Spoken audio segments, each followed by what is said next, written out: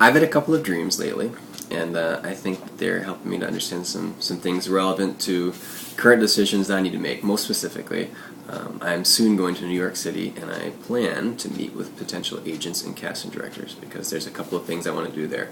My two favorite shows film there, Pan Am and White Collar, and then there's some major films that I'd be really excited to be considered for. In the dream, I ran into a guy that I knew back in high school who I was always afraid of. He was the most popular guy in school. He dated the prettiest girl in school. He was a valedictorian. Very intimidating person. But in the dream, he did something mean to me. And I recognized in the dream he hadn't meant anything by it at all. This was how he interacted with people. This is what people call horsing around, which is not really the way that I have tended to do things. I'm super nice. I've always kind of known that that's kind of my MO. I'm just nice to people. I mean, sometimes if people aren't nice, I really think they're mean. In the second dream, I dreamed about this girl that I went to elementary and junior high school with, a little bit of high school. And she was somebody I was always afraid of, too. The thing was, she would... I feel like she seemed mean because she would just kind of give it back to people. And in the dream, I'm like, am I going to meet with her? Am I not going to meet with her? Am I meet with her? Am I not going to meet with her? Funnily enough, I actually just friended her on Facebook yesterday. She friended me back, and everything's going fine. But in the dream, she became associated with agents and casting directors. And I began to realize that I'm operating from a position of fear with regarding to meeting with people out there. I'm afraid that agents don't want to represent somebody from Los Angeles or somebody like me. I'm afraid that casting directors will be like, ugh, I can't believe he wanted to meet with me. This is disgusting. In reality, that is just not what will happen.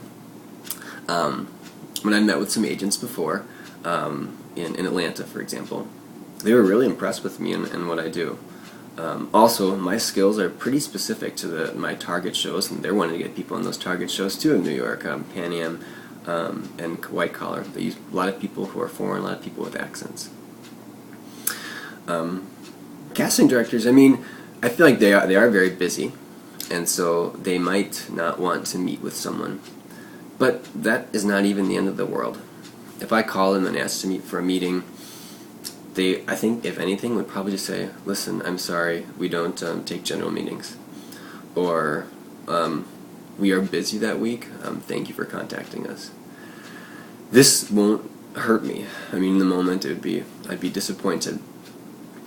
But in the end, it will not mean that they never ever want to work with me. So, I have recognized, even just in this moment, that I've been operating from a place of trying to avoid disappointment. As in, if I don't contact them, then I won't feel bad and won't feel stupid. But one thing that I think is true is that if we live a life trying to miss disappointment, we really can't be successful. It's kind of the other side of the coin where people talk about, in order to succeed, you have to take risks. Fortunately, these risks are, the only risk is a plane ticket to New York City, and I love New York City. I don't think I risk destroying my career by doing this, so I intend to go to New York City and to try to meet with casting directors and agents.